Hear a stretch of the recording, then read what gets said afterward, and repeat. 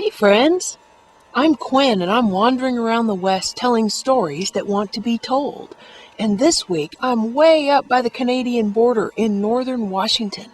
And I am in a place called the Big Tree Forest. And I want to show you a few things.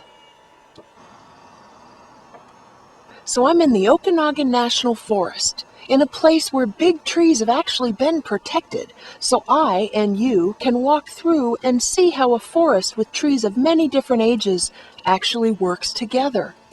Let's take a walk. Now, there are forested lands in just about every state of the Union. But in the last 100 years or so, many of the biggest trees of these forests have been taken, either by cutting of humans or by fire. And that's what brings me to this forest. This forest is called the Big Tree Forest because there are actually some big trees left. Now first, so we all know what I'm talking about, I consider a big tree to be one that I can't wrap my arms around. This to me is a big tree. This forest has actually seen fire, and that's why I brought you here today. In the last generation, there's been a lot of discussion and fighting about fire in forests. How good is it? When should it happen? Why does it happen? And when is it better for the forests than not?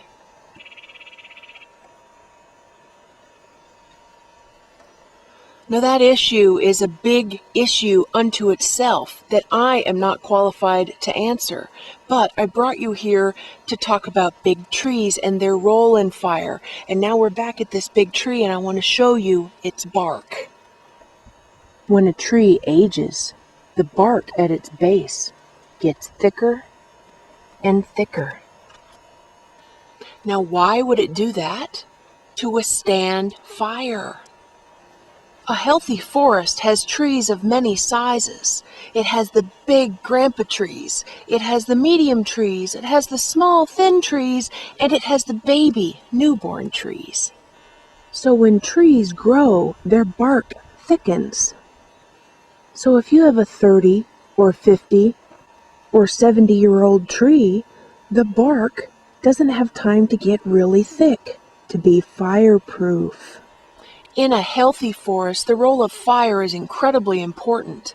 It helps clean up the forest floor, tree limbs and small trees and grasses. They can just burn up and singe off. And then that's how this can happen, like this, see, towards the bottom of the tree.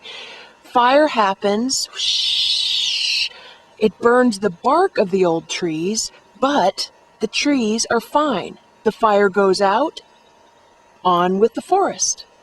Now, I wholeheartedly admit that many forests today are so thick with trees that if anything comes in there, fire or beetle or anything, boom, they're all taken out.